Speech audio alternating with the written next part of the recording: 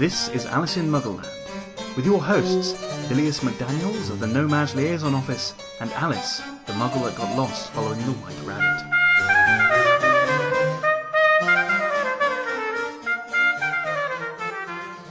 Lumos, welcome once again, all you wizards and witches, squibs and no-mages, to another edition of Alice in Muggleland. I am Bilius McDaniels, the No-Maj Liaison Officer, and once again, with me, as she has continued to follow me through this journey of historical analysis, we have the No-Maj Alice. I just want to say for the record, I am not stalking Bilius. Because the way he said that made it sound like I'm following him around, and I'm really not. It's just I keep running into him. This is awkward. Awkward? Yes. Like that silence? Very awkward. Exactly. Let's go through and get things started with this week's chapter. This is the journey from platform 9 3/4, which I neglected to mention in last week's podcast. Okay. Where we go through and continue Harry's journey to wizardry. Yes. So, we start out. He's back with the Dursleys, which seems sort of cruel and unusual to introduce him to the fact that he is famous and wealthy and a wizard, and yet he's back to living with the Dursleys. Luckily, they don't shove him back into the cupboard, and he now has a friend with him, Hedwig the Owl. He got her name, Hedwig, from a book, A History of Magic, but of course, when I saw this, I immediately thought of Hedwig and the Angry Inch, so I'd be curious to know where that name really came from when the author was writing this, but alas, probably will never find that out.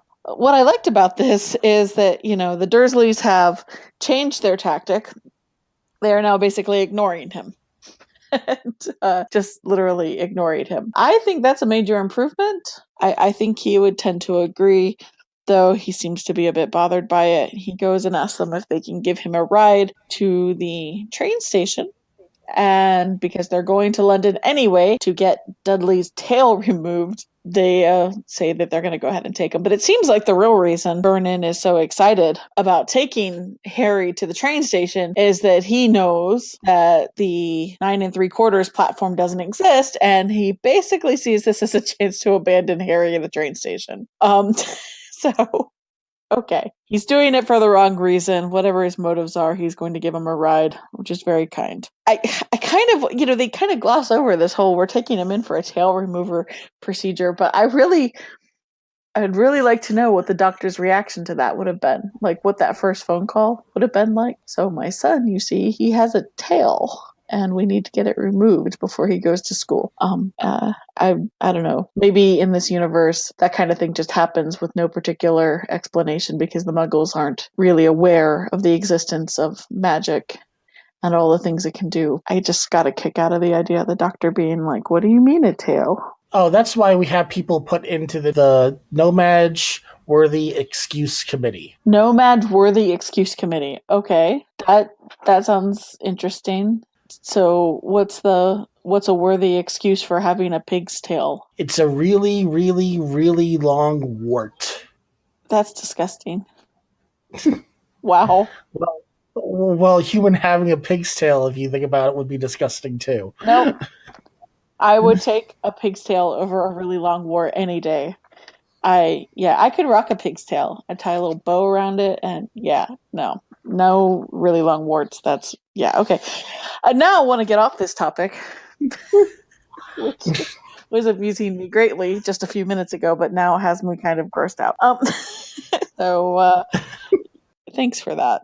You're welcome. So Vernon's all excited about ditching Harry at the train station, which, as places to ditch somebody goes, it's not that bad because there's trains and they can take you other places, but he's still excited about it. This is probably going to be the only point I'll ever give to Vernon Dursley. He does have the point of that. The whole idea is you're taking a train to a wizard's school. Yeah, I mean, he asks about the magic carpets having punctures in them.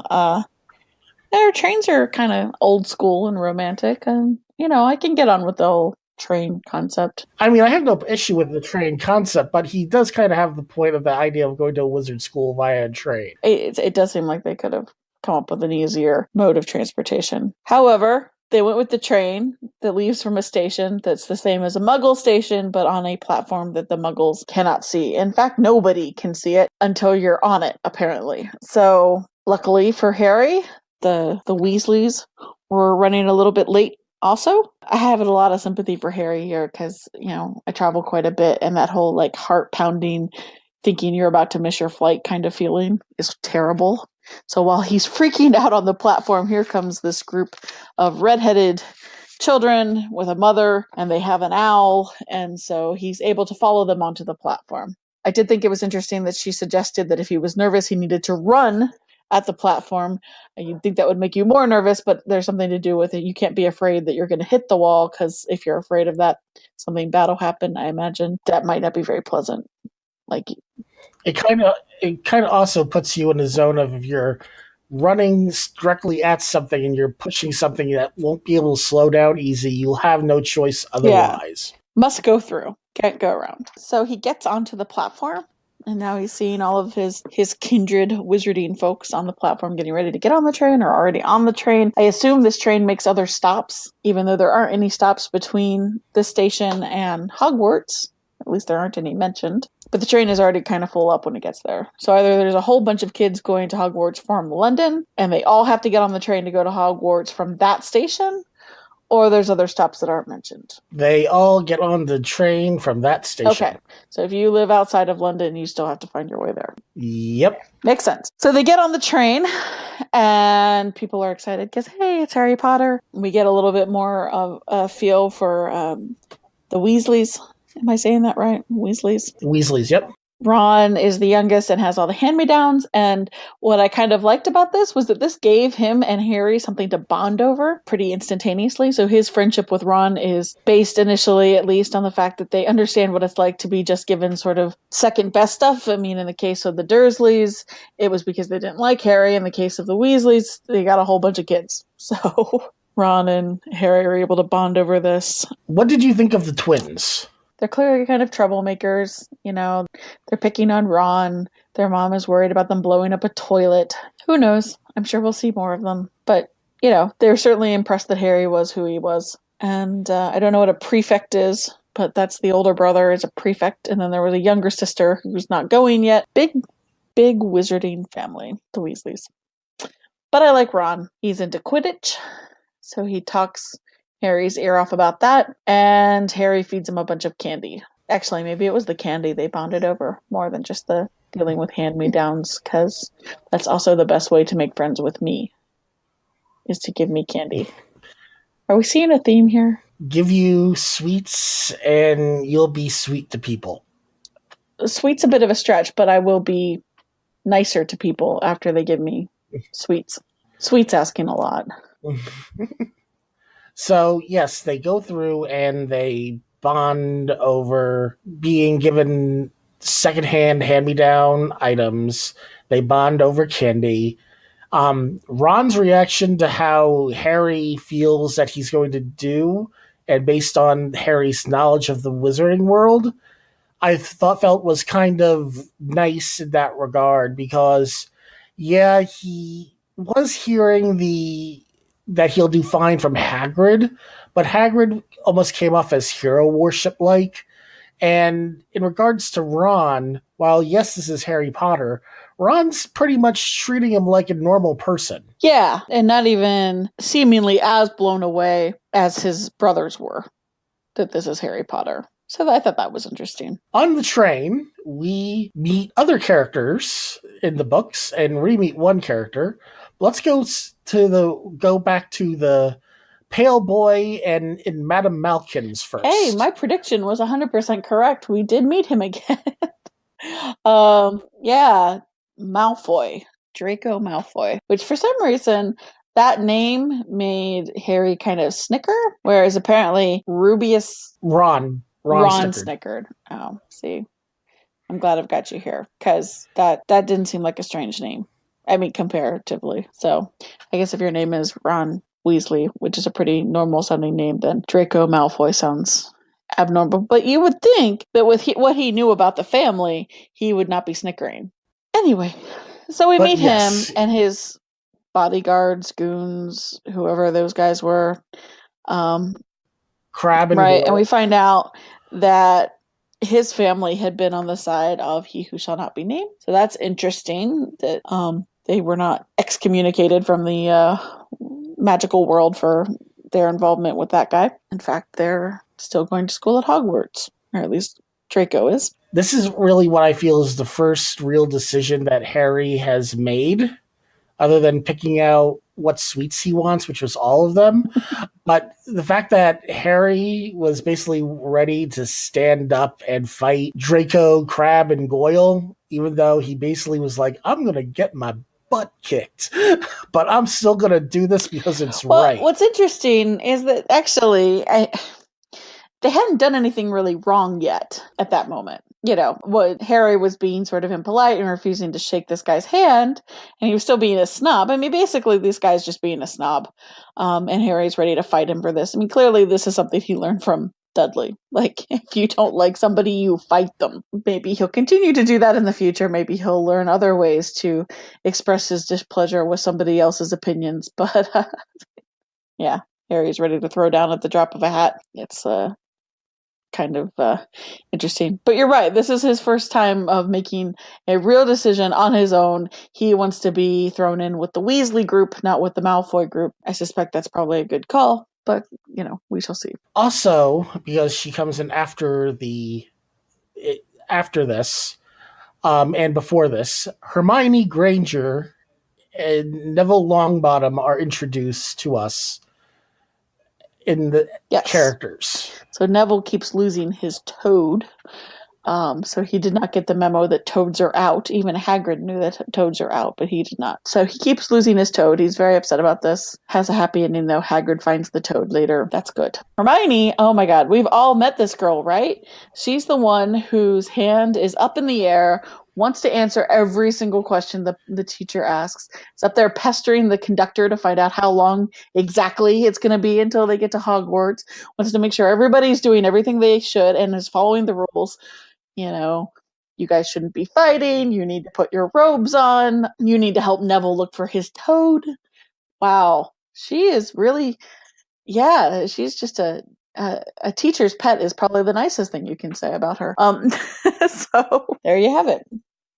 I've memorized exactly. All the course books. She is, wow. And she's from a Muggle family. So that's interesting.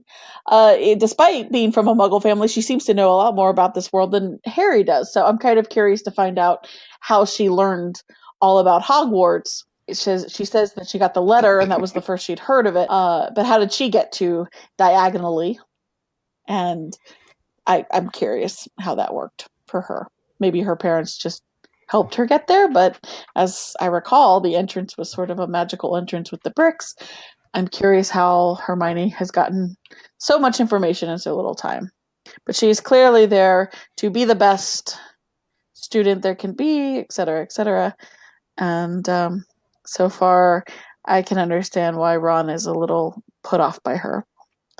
We shall see. Well, this isn't something that's really goes through and gets explained in the books, but it has been explained because of how wizards generally go through and get this done. I can actually answer this question because it's not spoiler. Okay, cool. So how did Hermione get all of her supplies and her books and all of this information if she didn't have a wizard to go with her? That's the thing. She does get a wizard to go with her in regard to this. When a Muggle-born or a No-Maj, in the United States, we have a long, dark history with No-Maj-borns, but that's not what we're going to talk about. We're going to talk about the British Muggle setup. In the British Muggle world, when there's a Muggle-born, what happens is a representative from Hogwarts goes to visit the family to explain exactly what's going on. That makes sense. And to break things down, because this is not only was you're going to find out that your kid's going through puberty, but they're also shooting out magic willy-nilly. So this is a way to go through and help them go into the magical world, so to speak.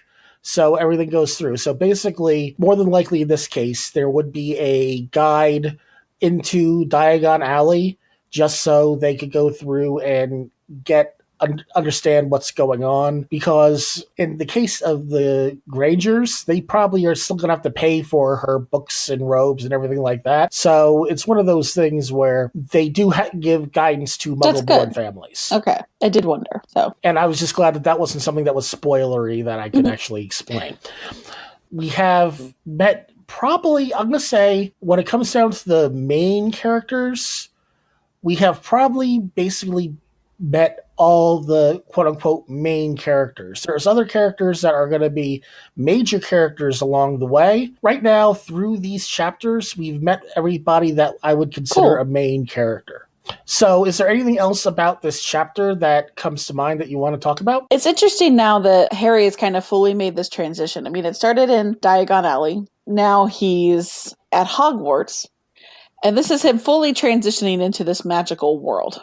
Because there was this sort of time spent with the Dursleys in between. And so in a way, this train is really, his tornado or his rabbit hole.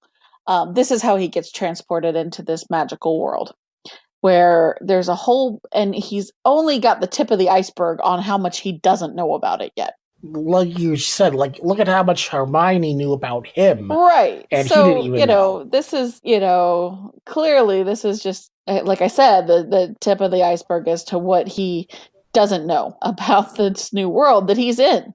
He's fully in this world now. That's quite a transition that he's finally made here. I'm curious to see all the little things that are going to keep popping up. He's learned a little bit about Quidditch now.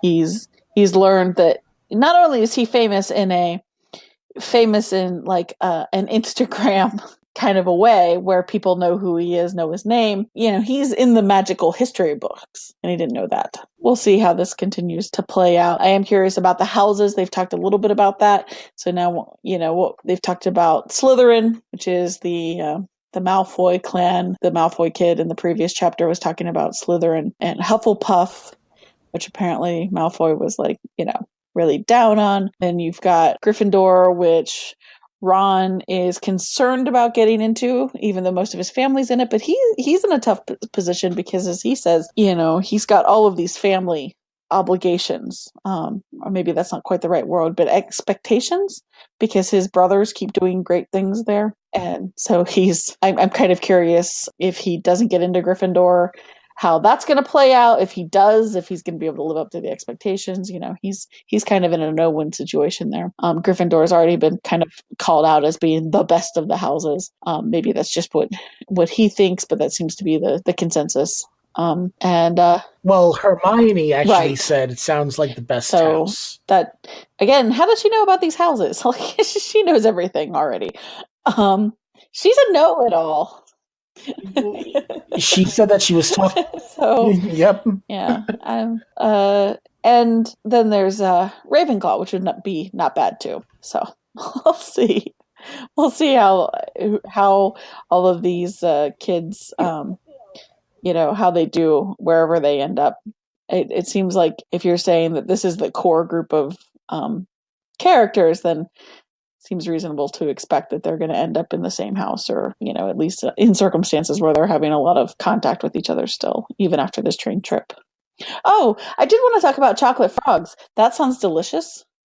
And I would definitely eat a chocolate frog, but I am more excited because basically the Birdie's every flavored beans. Bertie Bott's every flavored beans. Yeah, that sounds just like Jelly Bellies, which are one of my favorites. Yeah, would definitely try the every flavored beans, even with the proviso that some of them are not good flavors. But that sounds like a lot of fun. So that sounds really good. The collecting cards are interesting because they're talking about these moving pictures. Wow, isn't that cool?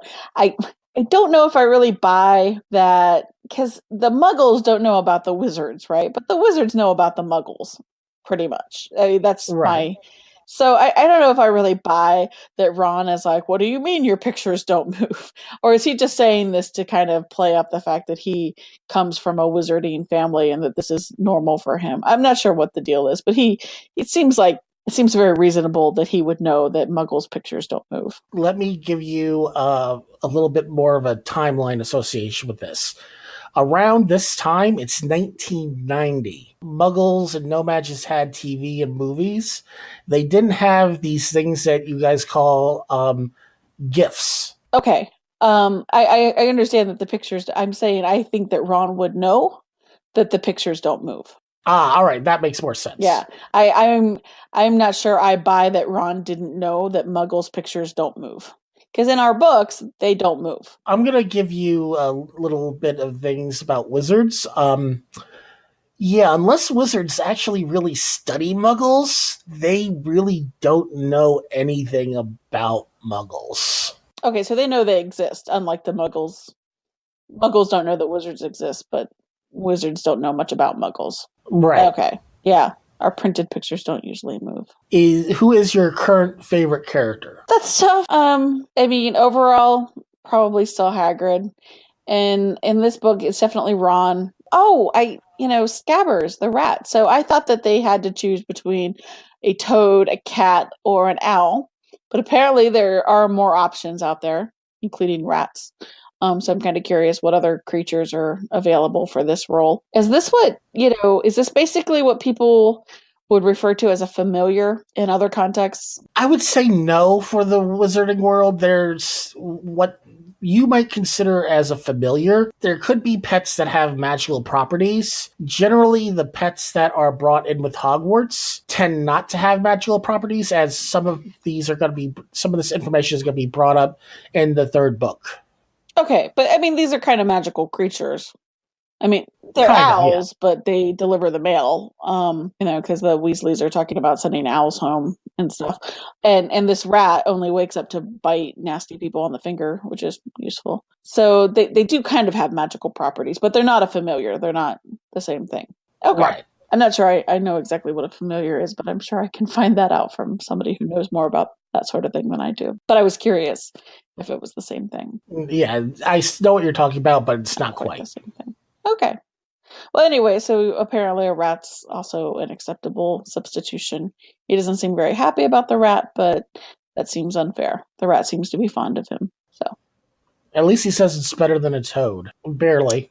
I mean, toads are cool. I don't understand the dislike of toads, but I guess they're not as cool as an owl. They're certainly not as cool as a cat. There were a lot of cats on that platform, by the way. So some people in this world like cats, even if nobody in this book does yet. They didn't mention which creature Hermione had. What did Hermione have? Or do I find that out later? You'll find that out in book 3. That's a long, long time from now. Damn it. Yep. It is a long, long time from now. Well, if they want us to keep going all the way through book 3, people are going to have to, maybe pony up, which is a good, lead in to you. Speaking of pony up, the next chapter we are going to be discussing is the Sorting Hat. And what we would like is to also inform everybody else that we do have a Patreon. Our Patreon address is www.patreon.com/VicariousMuggleland. And we are going to be giving an exclusive recording for Alice of what wand would choose Alice. So if you want to be able to listen to that recording, you could go to the Patreon and find out more from there. We are also available on Twitter. Alice is available at A in Muggleland. We are available on Facebook. Just search for Alice in Muggleland. We want you to join our community. Ask us questions. Share things with us. We'll be able to go through and bring more to this besides just reading the historical texts. You want to add anything to this, Alice? No, I think you got it. Find us on Facebook. All right, so that's going to be all for this week. Tune in next week where we will be going into the next chapter, The Sorting Hat. Nox. Bye.